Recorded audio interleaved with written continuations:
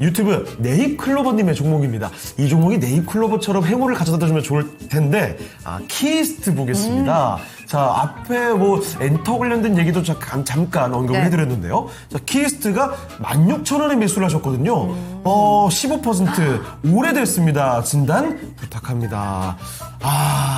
아이고. 이게 굉장히 생각이 좀 많아지는 주가 레벨입니다. 16,000원에 매수하셨는데요. 예. 5,000원이 안 됩니다. 이럴 때 급등을 해도 사실 네. 그 급등처럼 느껴지지 않으실 거예요, 이러면. 그러니까요. 아니, 심지어 네. 오늘 13% 급등했는데 5,000원에 안 된다는 거죠. 예. 이게 3분의 1 토막이 더 난 상황인데 이거를 어떻게 하면 좋을지 한번 알아보도록 하겠습니다. 자, 김구려 전문가님, 키이스트입니다. 오늘 좋아하실 줄 알았더니 매수 가격이 16,000원입니다. 이거 어떻게 할까요? 자, 보세요. 이게 지금 매수하신 가격대가 21년도예요. 그죠? 우리 과거 코로나 정세를 잘 기억해보면 당시에는 아무거나 사도 올라갔습니다. 왜 그게 가능했냐면 엄청난 유동성 장세였어요. 실제로 주식을 좀 오래 해보신 분들은 아시겠지만 그런 장세는 거의 없습니다. 그래서 굉장히 특별한 장세예요. 문제가 뭐냐, 그 유동성 장세 속에서 많은 주식들이 거품을 끼워서 올라갔던 구조들이 많았습니다. 그럼 그 가격을 다시 주려면 해당 유동성 장세가 다시 발생해야 돼요. 근데 그거를 우리가 유추하고 예측하는 거는 사실상 거의 의미가 없습니다. 왜? 대한민국 증시가 열린 이래에 최초로 있었던 장세였기 때문이에요. 그러면 여기서 우리가 기대해야 되는 건 당연하겠지만 21년도, 20년도에 가져왔던 주식들은 지금 그 가격 보기가 대부분이 쉽지가 않다라고 여기셔야 돼요. 물론 그 당시 실적보다 지금 훨씬 더 큰 폭의 상승을 보여주는 성장세를 또렷하게 보여주고 재무로서 증명하고 있는 기업들은 논외입니다. 제가 왜 이야기를 먼저 드리냐면 키이스트는 엔터 중에서도 굉장히 작은 기업이에요. 시총은 800억 대고요. 그럼 그런 기업 다른 말로 하게 되면 시총이 작고 매출 파이도 작다 보니까 성장세도 사실 또렷하지 않은 기업이기도 한데 이 상태에서 유동성을 가지고 테마가 붙고 지금처럼 한한령 해제 기대감 붙으면 오늘처럼 급등이 나와요. 이렇게 제가 차트 보여드릴게요. 지금처럼 급등이 나오는 건데 자 보세요. 얘가 성장하는 기업이면 이런 식의 차트 형성은 아예 안 됩니다. 올라가는 구조가 진즉에 잡혀 있어야 돼요. 다른 엔터주처럼 대표적으로 YG 엔터, JYP 엔터, SM 같은 기업들 보면은 이미 우상향 잡혀 있죠.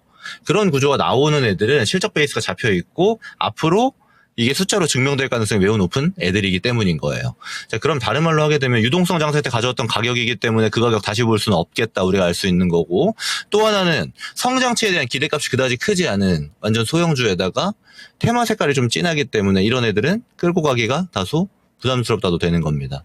그럼 그걸 다 거꾸로 하신 거예요. 제일 비쌀 때 사셔가지고 지금까지 끌고 온 겁니다.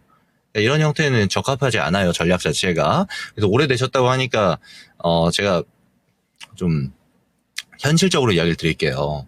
이거 보면은 이제 기분 좋은 얘기를 제가 드리고자 하면 지금 엔터주 분위기 좋으니까 쭉 들고 가세요. 막 이렇게 이야기 드릴 수 있어요. 듣기엔 기분 좋습니다. 근데 그렇게 해서 기다리다 보면은 올라가냐? 실제로 그렇게 될 가능성은 그다지 높지 않다. 저는 얘가 이번 분위기 받을 때 무조건 팔고 나와야 된다라고 봐요. 이번 한한령 해제 기대감 받고 있고 예를 들어 소비재들 엔터라든지 화장품 피부 미용처럼 중국향 실적 기대감을 많이 갖고 있는 애들이 올라가고 있는 추세 속에서 이번 차시에 매도하시는 게 가장 좋습니다. 네. 물론 이게 평단이 높다 보니까 지금부터 막 한 10% 20% 올라가도 별로 차이가 없어요. 손실 찍히는 게. 그렇다 하더라도 손실 방어 해두고 하는 게 전 낫다라는 생각이고요. 다른 말로 하면 지금 리바운딩이 나오는 구조 속에서 매도를 잡으셔야 된다라고 얘기 드리는 겁니다. 사실 지금 저점 대비 한 20% 지금 올라갔다가 다시 내려오고 이런 변동성 구간에 있는 건데 이 단기 전략으로 보게 되면 이렇게 6,000원 정도 레벨까지는 열릴 수가 있어요. 근데 이 위로는 이제 또 다른 재료가 붙어줘야 됩니다. 그래서 실제로 제가 다른 엔터라든지 실적 좋은 애들, 제가 막 이야기 많이 드리는 소비재들 있잖아요. API 같은 종목들. 이런 애들이었으면 제가 완전 더 끌고 가라고 얘기 드릴 텐데 얘는 6,000원 정도 오면 과감하게 정리하는 게 저는 좋아 보여요. 그리고 이런 소형주, 테마주들은 끌고 가는 거 아닙니다.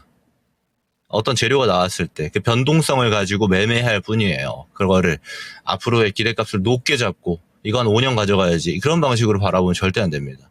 그런 주식이 우리나라에 굉장히 많아요. 그래서 다른 시청자분들도 이런 지점을 좀 유의했으면 좋겠다라고 말씀드리고요.